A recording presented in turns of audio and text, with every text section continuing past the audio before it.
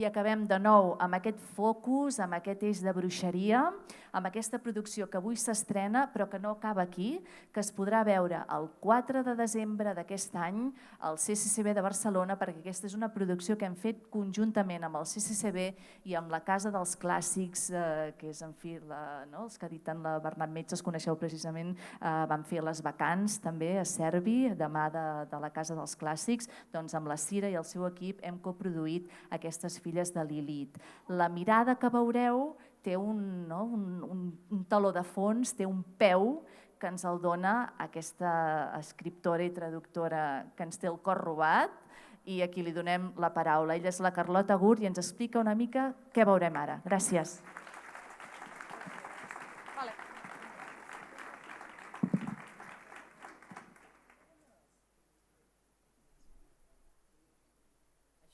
No? Sí? Perfecte. Bona nit. Podria donar gràcies a tothom, però no acabaria mai perquè estic encantadíssima de ser aquí.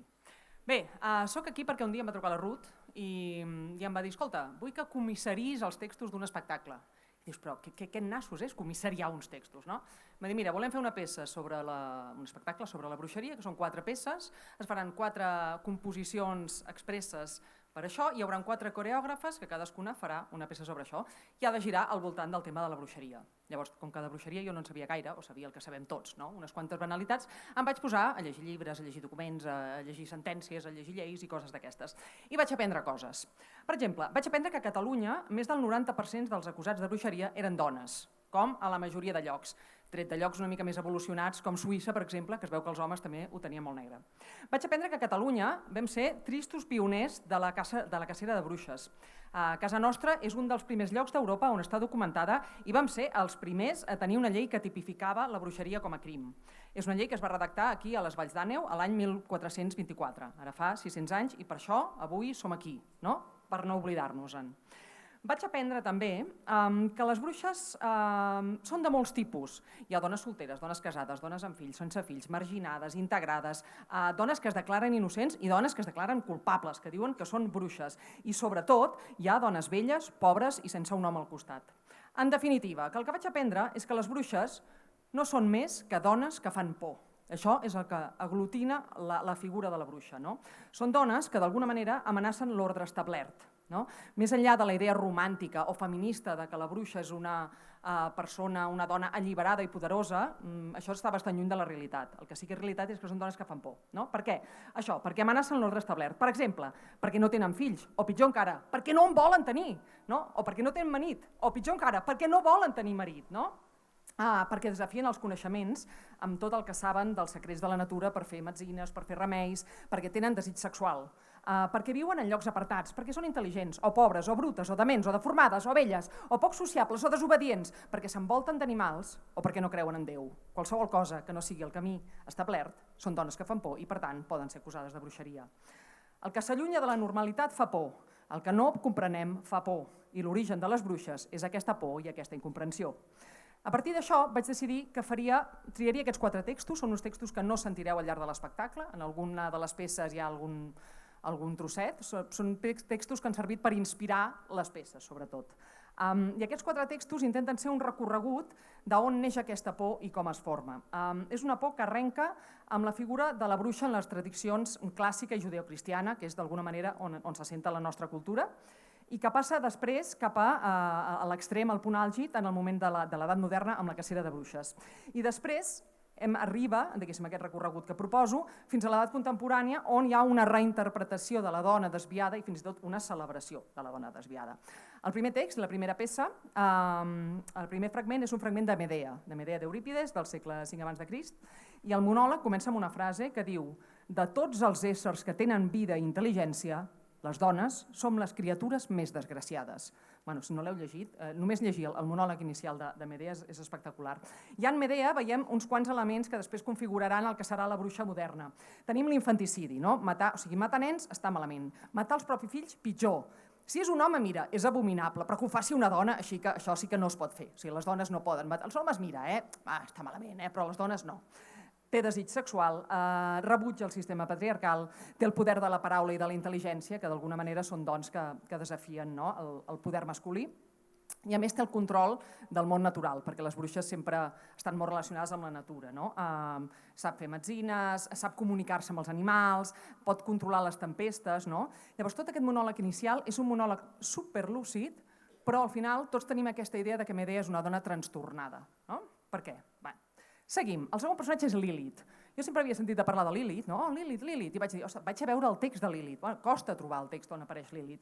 Lilit és un esperit que ve de la mitologia mesopotàmica, que es deia Lilitu. Llavors el poble jueu va entrar en contacte amb la mitologia mesopotàmica i es van apropiar del mite i es va convertir en Lilit. I llavors va venir un senyor, que havia de ser un senyor, naturalment, no podia ser una senyora, que es deia Ben Sirà, que va escriure l'Alfabet de Ben Sirà, que és un llibre que no té una datació exacta, és més o menys segles 8-10, i és ell qui transforma aquest esperit maligne en una dona. I no en una dona qualsevol, sinó que Lilit és la primera dona. O sigui, abans d'Eva va haver-hi una altra dona que era Lilit. Què li va passar? Quina és la història de Lilit? Bé, doncs la història que apareix en un paràgraf molt breu, vull dir que és una història que no és que estigui molt explicada, és tan simple com això. Adam i Lilit se'n van al llit per tenir relacions sexuals. I Lilit li diu: jo no em penso estirar sota. Fort, és això, jo no m'ajauré a sota, diu. I Adam li diu: però què dius que no t'ajauràs a sota? Estar sota és el teu lloc. Jo estic fet per estar a sobre. I ella li diu que ni parlar-ne, total, que se les tenen i ella se'n va.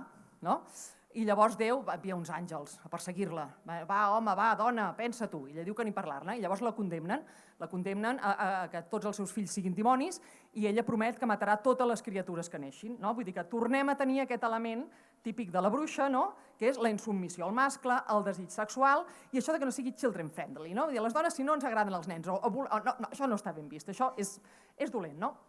I també té aquesta relació amb la natura perquè sovint se la representa com mig dona, mig serp. Fins i tot hi ha qui diu que Lilit és la serp que ofereix, que burxa a Eva perquè es mengi la poma. I tot això, d'alguna manera, encara que Lilit a la Bíblia surti esmentada en un versicle molt breu, sí que recull tota aquesta visió misògina de la dona com a origen del mal. A la Bíblia en trobem exemples a dojo. Per exemple, a la Siràcida 25 hi ha una frase complicada, que diu: de la dona va venir el primer pecat i tots hem de morir per culpa d'ella. I una merda, dic jo, no? Bé, en fi, tercer. Llavors, clar, tot això va anar fent xup-xup, va anar fent xup-xup. Les dones són dolentes, les dones que tenen desig, les dones... Tot això va anar creixent, i arribem al tercer text, és un fragment del Maleus Maleficarum, que vol dir el martell de les bruixes. És un text de finals del segle XV que van escriure dos inquisidors dominics, malalts, o sigui, estaven malalts del cap, i que a més va tenir molta difusió perquè va coincidir amb la invenció de la impremta i per tant va ser molt difós.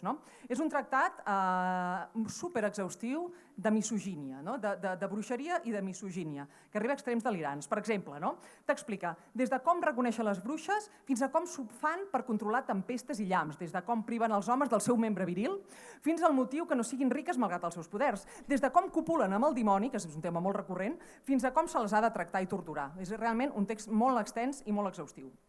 Hi ha una part, que és el fragment que vaig triar, que explica per què hi ha més dones que homes entre els bruixots.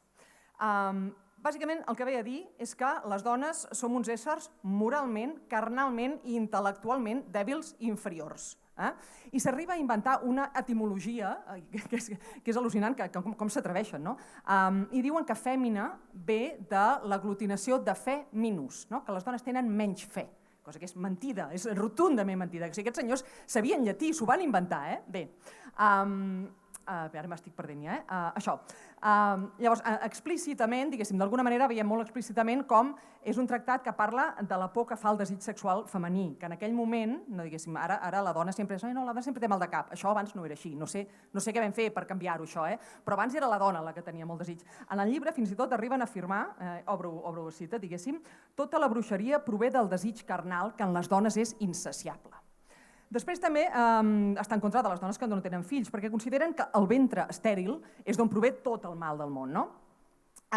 També contra les dones ambicioses. Les dones ambicioses, o sigui, els vicis de les males dones ja tenen 3 grans vicis i una és l'ambició. I també treballen contra la submissió de l'home a la dona, que consideren que és una cosa imperdonable. Els especialistes consideren que el Maleus Maleficarum d'alguna manera va ser l'espurna que va incendiar Europa amb la febre de la cacera de bruixes. Vull dir que aquests 2 inquisidors en van tenir la culpa. I després d'això, que és el punt culminant contra les bruixes, vaig pensar que volia un text que fos una mica optimista, no? Ja que hi som, i vaig triar l'Orlando, de Virginia Woolf, que no és una bruixa en principi, però que si ens ho mirem bé ho té tot per ser una bruixa. No? És un personatge que viu més de 400 anys, que canvia de sexe, que és bisexual, que té desig sexual, que no se sotmet ni a les lleis dels homes ni als principis morals imperants, i no només que no s'hi sotmet, sinó que els qüestiona. Que a més té un vincle amb la natura, i aquesta peça que veureu hi ha un moment del text que diu «Soc l'esposa de la natura», no? I diu «He conegut homes i dones i no n'he entès mai cap, i ara que sóc aquí veig que el que ja sóc és la natura». Que també té visions, vull dir que té tots els elements per ser una bruixa, i malgrat tot, és un personatge positiu al qual no acaben matant, com després sí que farà Hollywood. Al final Hollywood, tot el cinema clàssic de Hollywood amb les femme fatals, què feien? Al final sempre es morien, perquè la dona dolenta havia de ser castigada. No? La femme fatal no deixa de ser una mena de bruixa contemporaneïtzada. No? Total, que Orlando és un personatge que és una bruixa, podríem dir, entre cometes, però és positiu. No? I això penso que havia de ser una dona qui ho fes, havia de ser Virginia Woolf, no? Qui redimís i celebrés la dona desviada. Total, que les històries de bruixes eren històries de dones que feien por. El discurs sembla que està canviant, però encara són moltes les dones que fem por i no podran cremar-nes a totes, mai.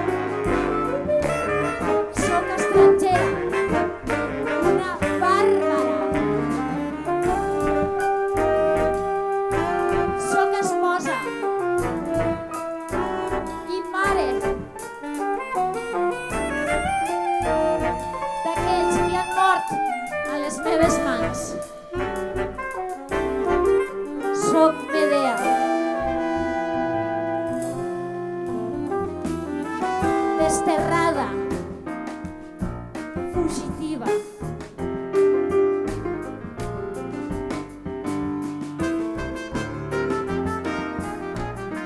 Una intrusa aquí.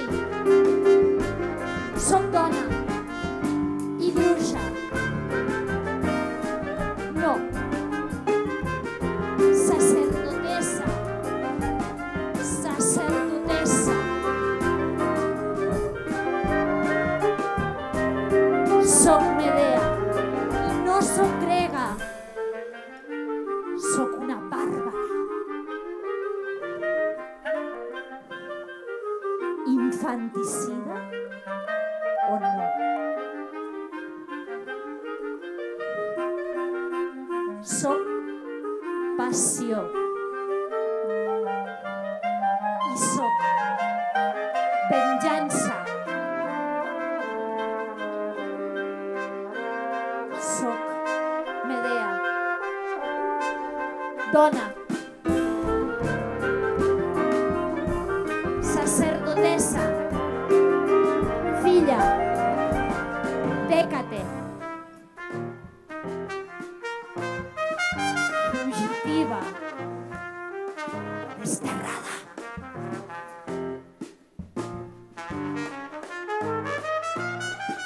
Soc Medea.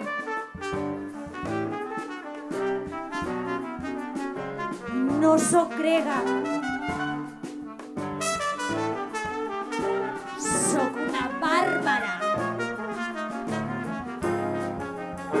Esposa.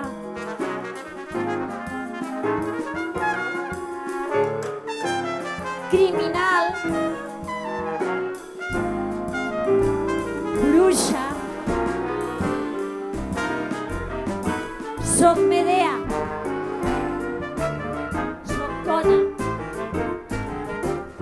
I bruixa. Mare. Soc mare d'aquells que han mort a les meves mans.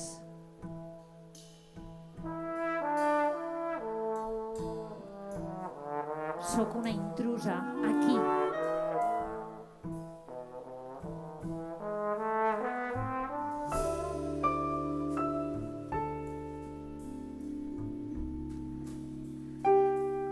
Seré immortal.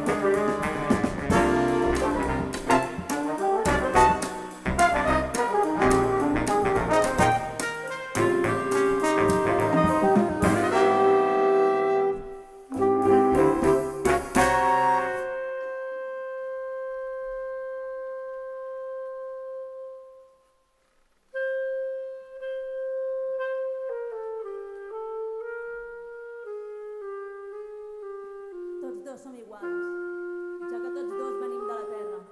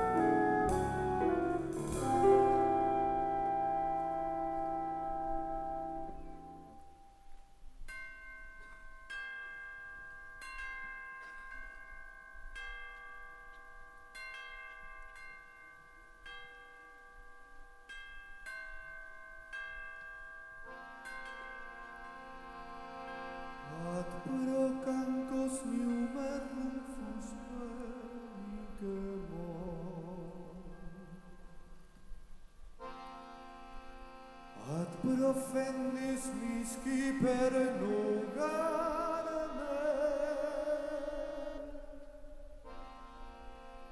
Et brosat vols truifles, riu-me plàries, gurme. Gurmei, gurrus, gurmei, desmotrum flux. Trum flux, trum mostrum, piu per emirus fiuras in tuneris, Adrianis perquis, aeminas trombis, aires mentis.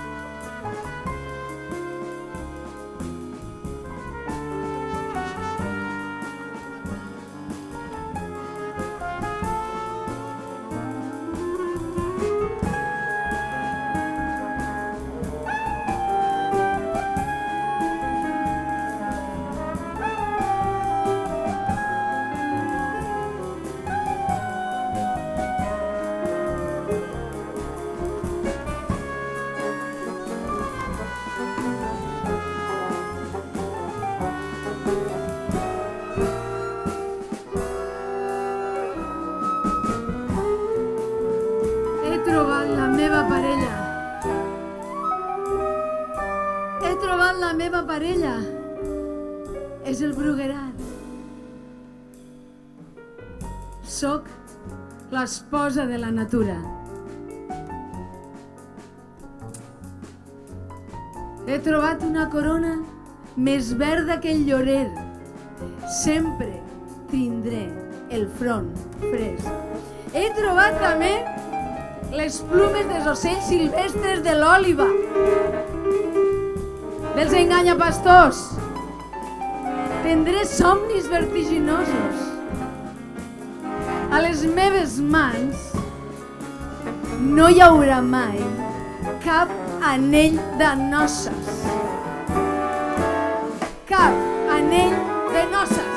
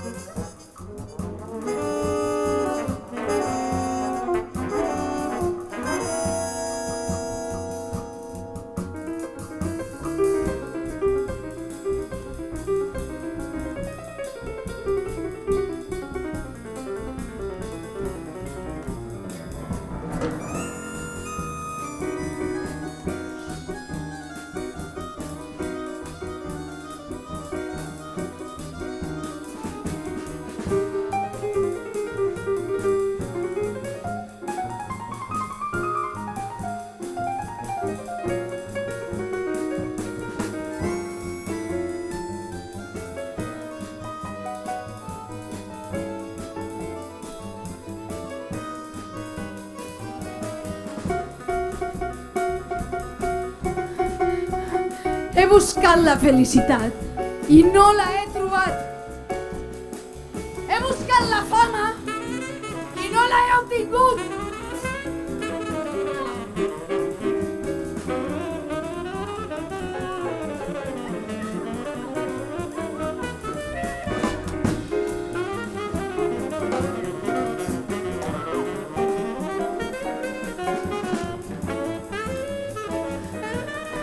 He buscat l'amor i no l'he trobat. He buscat la vida i ves aquí, que prefereixo més l'amor. A lo llarg de segles he conegut a molts homes i moltes dones i no n'he entès mai cap. Cap!